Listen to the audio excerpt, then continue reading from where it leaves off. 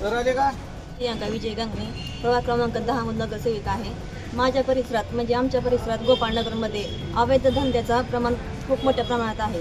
त्यामध्ये दारू असो, चोऱ्याचं प्रमाण असो आणि त्यामुळे महिलांचं बाहेर फिरणं खूप मुश्किल झालेलं आहे. महिलांच्या मनात मोठ्या प्रमाणात भीतीचं वातावरण निर्माण झालेलं आहे. माझी पोलीस प्रशासनाला एवढीच विनंती आहे की त्यांनी लवकरात लवकर कारवाई करावी आणि लवकरात लवकर कारवाई जर नाही केली तर आम्ही सर्व महिला मिळून तिथे आंदोलन करण्यात येईल.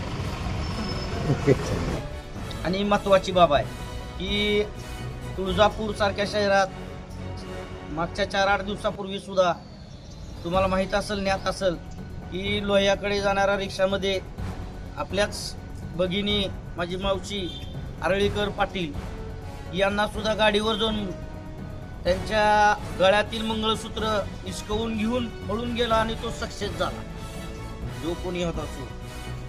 पण इथं सुद्धा एक अडचणी आहे.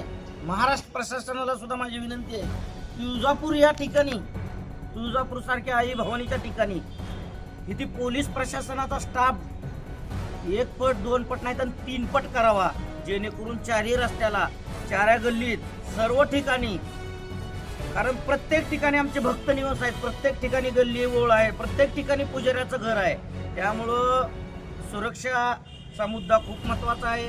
त्या दृष्टीनं प्रशासनाला सुद्धा हात जोडून विनंती आहे, महाराष्ट्र प्रशासनाला, इथं लवकरात लवकर स्टाफ मिळवून द्यावा, जेणेकरून तुळजापूर शहर हे स्वच्छ, सुंदर आणि जे अवैधरित्या काय चालतं ते नाहीसं होऊन एकदम सुरक्षित भक्तांना त्याची सेवा देण्यात येईल, सेवा द्यावी, एवढंच मी या ठिकाणी बोलतो आणि थांबतो.